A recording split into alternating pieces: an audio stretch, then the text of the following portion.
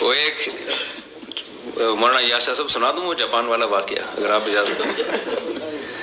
وہ ایک جاپان میں جو ہے نا، جاپان میں جیپنیز کو تازہ مچھلی کھانے کا بڑا شوق ہوتا ہے. تو وہاں ہوٹل والوں نے کیا کیا، سمندر کی مچھلیوں کو اسٹور کر کے بیچنا شروع کیا. وہ چلی نہیں. ہوٹل کے مالکان نے سوچا کہ یہ فش بکتی کیوں نہیں ہے، زیادہ لوگ کھاتے کیوں نہیں ہے. تو جیپنیز آپ کو پتا ہے ہر چیز میں تجزیہ کرتے ہیں. تو انہوں نے کہا بھائی مسئلہ یہ ہے کہ یہ تازہ مچھلی کھانے کے عادی ہیں، فریز مچھلی نہیں کھائیں گے یہ. تو تالاب بنائے گئے، اس میں مچھلیاں لا کے ڈالی گئیں. جب کسٹمر آتا تو بھی زندہ مچھلی پکڑ کے کھلا دی جاتی. یہ بھی کامیاب نہیں ہوا تجربہ.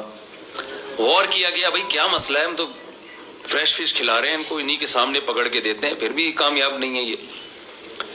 تو اندازہ ہوا کہ جی جو سمندر میں یہ ان کی حرکت ہے نا وہ بہت زیادہ ہے. تالاب میں تو ایک چھوٹا سا فاصلہ ہے، ڈسٹینس بہت کم ہے، ان کو موو کرنے کا زیادہ موقع ملتا نہیں ہے. تو سمندر کا ماحول کیسے بنائے وہی تالاب میں. تو کیا کیا کہ جی 8-10 مچھلیاں ہیں، ایک شارک مچھلی لا کے چھوڑ دی. وہ ایک شارک ان کو پکڑنے کے لیے نا ہر وقت ان کے پیچھے. اب پوری ایک پکڑن پکڑائی شروع ہو گئی. وہ مچھلیاں کبھی ادھر بھاگ رہی ہیں اپنی جان بچانے کے لیے، کبھی ادھر بھاگ رہی ہیں. یہ تجربہ کامیاب ہوا اور الحمدللہ مچھلی میں ٹیسٹ پیدا ہو گیا، کیونکہ فیٹ بھی پیدا نہیں ہو رہا تھا، وہ ان کی ایکسرسائز بہت ہو رہی تھی. تو آپ سوچیں ایک تالاب میں 4 مچھلیاں ہوں اور ایک شارک ہو، ان 4 کا کیا حال ہوا. اس کو اگر الٹا کر دیں، مچھلی ایک ہو اور شارک مچھلیاں 4 ہوں. تو ایک جو میرڈ آدمی ہے نا، شادی شدہ، اس کی مثال ایسے ہی ہے کہ وہ تالاب میں ایک مچھلی ہے اور بیگم کی مثال ہے شارک. وہ ہر وقت اس کو ٹریس کرتی ہے، کہاں جا رہے ہو، ابھی تک پہنچے کیوں نہیں. تو جس کے زیادہ بیویاں ہوں گی تو سمجھ لیں کہ مجھے آپ یہاں کہہ رہے تھے کہ آپ تو اس میں ذرا موٹے لگتے ہیں، آپ تو بڑے باریک سے ہیں. تو ہم نے کہا جتنے ہیں اس پہ بھی اللہ کا شکر ادا کریں. آپ اگر اس پروسیس سے گزرے تو اتنے بھی نہیں رہیں گے. تو ہمیں کیا ملتا ہے سیرت میں رسول اللہ صلی اللہ علیہ وسلم کی؟ سب سے پہلی بات تجارت کی فضیلت. تجارت کی اسلام میں بہت فضیلت ہے.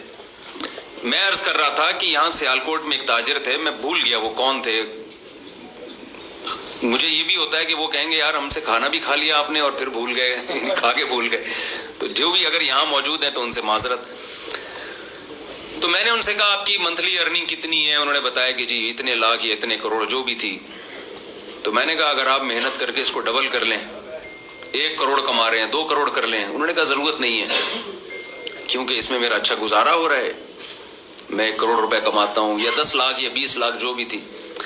تو مجھے ضرورت نہیں ہے 1 کروڑ کی، اس کو میں ڈبل کروں، مجھے اس کی ضرورت نہیں ہے. میں نے کہا 1 کروڑ کی ضرورت ہے آپ کو جو آپ کما رہے ہیں، کیا اس کی ضرورت ہے؟ وہ سوچ میں پڑ گئے. میں نے کہا ضرورت انسان کو 2 وقت کی روٹی کی ہے، ایک سر چھپانے کے لیے اس کو جگہ مل جائے.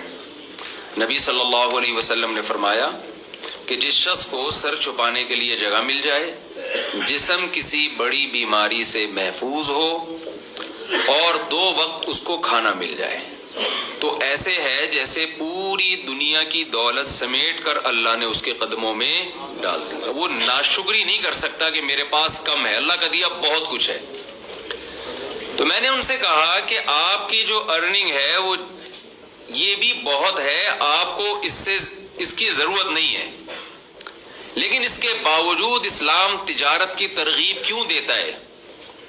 آپ اس لیے نہیں کما رہے کہ آپ نے کھانا ہے، آپ قوم کے لیے کمائیں.